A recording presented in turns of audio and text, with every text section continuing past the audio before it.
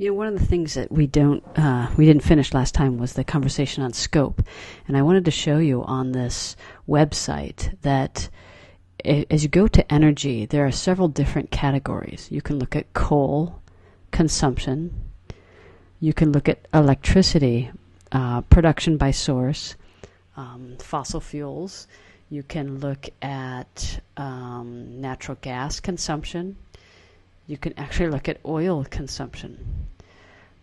So there are several different ways to analyze the energy picture. And the thing I wanted to point out to you is, I think in class we looked at oil. Now notice that if we look at fossil fuels, electricity production by fossil fuels, we'll pull up this map, or actually just a table. You'll see here's the U.S. down here at about,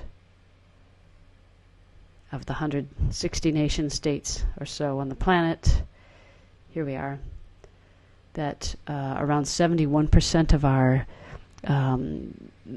electricity is generated through fossil fuels. Now, notice that what does that include? Well, that's going to include coal, it's going to include natural gas, but it doesn't necessarily, it might include some oil, but actually I don't think it does include in general oil consumption. So the oil consumption that you look at in this energy category is really around oil that can be converted, and that's used for gasoline and other byproducts of the refining process.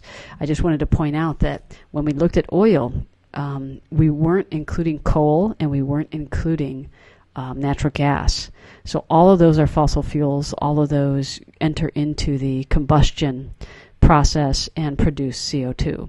So when we look at boundaries of a system, the thing to remember is in the data that we looked at, which was just oil, that doesn't include all the other fossil fuels that are also being consumed on an annual basis by our country. So that what was in the set of data was oil, what was outside was coal, shale, natural gas.